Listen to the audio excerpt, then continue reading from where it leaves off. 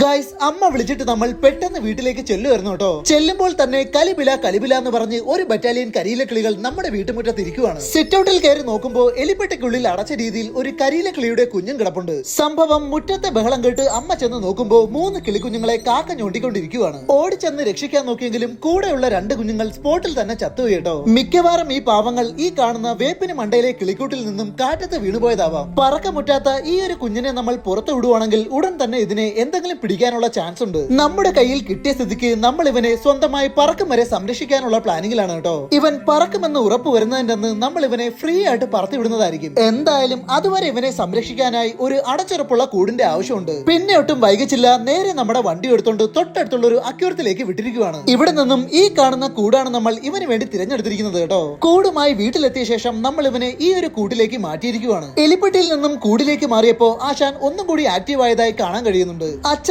അമ്മയെ നോക്കി ഇവൻ കൂട്ടിൽ കിടന്നിങ്ങനെ കരയുന്ന കാണുമ്പോൾ സത്യത്തിൽ കണ്ടു നിൽക്കാൻ കഴിയുന്നില്ല കേട്ടോ. ഇപ്പോൾ നമുക്കൊരു ഐഡിയ തോന്നി, ഒരടപ്പിൽ കുറച്ച് ചോറെടുത്ത് കൂടിന്റെ അടുത്ത് കൊണ്ട് വെച്ചിരിക്കുവാണ്. കൂടിന്റെ വാതിൽ തുറന്നു വെച്ച ശേഷം നമ്മൾ കൂടിനടുത്ത് നിന്നും ദൂരത്തേക്ക് മാറി നിൽപ്പുണ്ട്. സ്പോട്ടിൽ തന്നെ കുഞ്ഞിന്റെ അച്ഛനും അമ്മയും എത്തി നമ്മൾ വെച്ചിരിക്കുന്ന ചോറ് കൊത്തി എടുക്കുന്നതായി കാണുന്നുണ്ട് കേട്ടോ. കൊത്തിയെടുത്ത ചോറുമായിട്ട് കൂടിനുള്ളിലേക്ക് ചാടിക്കേറി അത് കുഞ്ഞിന്റെ വായിലേക്ക് വെച്ചു കൊടുക്കുവാണ്. സത്യത്തിൽ നമ്മൾ ആഗ്രഹിച്ച കാര്യം തന്നെ കൺമുന്നിൽ കാണുമ്പോൾ വല്ലാത്തൊരു സന്തോഷം തോന്നുന്നുണ്ട്. ഇവർക്ക് കൈമോശം വന്നിരിക്കുന്ന ഈ ഒരു കുഞ്ഞിനെ ഇവർ തന്നെ തീറ്റി കൊടുത്ത് വളർത്തിയെടുക്കട്ടെ. കുഞ്ഞിന് വേണ്ടിയുള്ള ബാക്കിയുള്ള എല്ലാ പ്രൊട്ടക്ഷനും നമ്മുടെ കയ്യിൽ ഭദ്രമായിരിക്കും കേട്ടോ.